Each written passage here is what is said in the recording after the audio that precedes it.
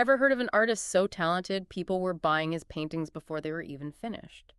Um, I can think of a few who wish that were true. Well, today's deep dive is all about one such artist, Alexandre Cabanel. Specifically, we're looking at his painting, The Birth of Venus from 1863. It's a stunning piece that now hangs in the Musée d'Orsay in Paris. And you said there were multiple versions? Right. Apparently, there are three different paintings of this same scene, but the 1863 version is the one that really made waves. Imagine this. It's 1863, and you're at the Paris Salon, kind of like the biggest art exhibition of its day. The walls are covered in paintings, many of them nudes, which was all the rage back then. Not exactly shocking for the time period. Exactly. But even among all those nudes, Cabanel's Venus stood out. I mean, even Napoleon III was smitten. He bought it right then and there for his own collection. Sounds like this painting is more than just your average Venus emerging from a seashell. Okay, so picture this. Venus is rising from the water. Her pose is so graceful. And those eyes, there's something captivating about them. It's all very soft colors, delicate brushstrokes. You can see why it caused a stir. But what's interesting is how it plays with this idea of the female nude Yeah, being both beautiful and kind of mysterious, right? absolutely. You have to remember, in the mid-19th century, female nudes were everywhere in art. But Cabanel, he does something different here. There's this deliberate ambiguity, especially in her expression. Like, is she asleep, awake? Is she aware that we're looking at her? Exactly. And that changes the whole dynamic. It's not just a passive portrayal of beauty. It's like he's inviting the viewer to project their own interpretations, even their fantasies, onto her. Which is wild when you compare it to another famous nude from that same salon, Manet's Olympia. A very deliberate contrast. Right. Cabanel's Venus is seen as this beautiful, almost untouchable ideal. Manet's Olympia. Downright scandalous for the time. Exactly. That's because Manet's painting challenged the very idea of the idealized nude. Here's a real woman, gazing directly at you, confrontational even. It ruffled feathers because it didn't fit the mold of what was considered acceptable. Whereas Cabanel's Venus, with her dreamy expression, fit perfectly into those expectations. Speaking of fitting in, how does Cabanel's background play into all of this? Was he always painting these ethereal beauties? Not exactly. Cabanel's path to painting these ethereal beauties, well, it was paved with years of rigorous training. He is a product of the École des Beaux-Arts in Paris. One of the most prestigious art schools of the time. Exactly, one of the best. No wonder his technique is so incredible. But it wasn't just any art school. He actually won the Prix de Rome while he was there. Oh, wow. Yeah, I have to admit I had to brush up on my art history for this one.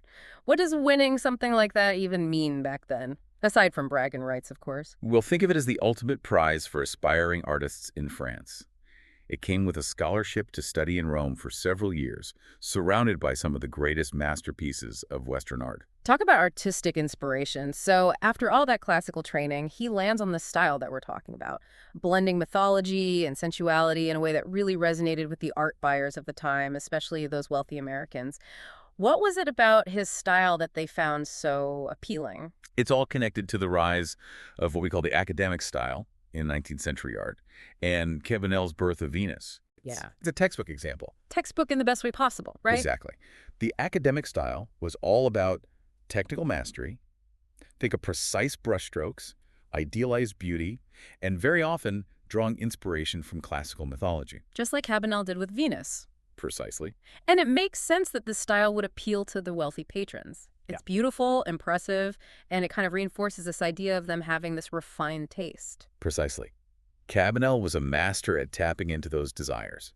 There's this quote about his work that I think captures it perfectly. One critic described his subjects as dark-eyed heroines, thinly painted, usually in muted colors, and immaculately drawn. It just screams high society, doesn't it? And this idea of beauty being almost untouchable. Absolutely. And it wasn't just the wealthy who recognized Cabanel's talent. He was so sought after that he could afford to be picky. He actually refused to travel for commissions. Oh, wow. Even Napoleon III, the emperor himself, had to wait his turn. I love that for him, sticking to his artistic guns, not letting even emperors rush him. But it makes you think, here we are, over a century later, still talking about this painting.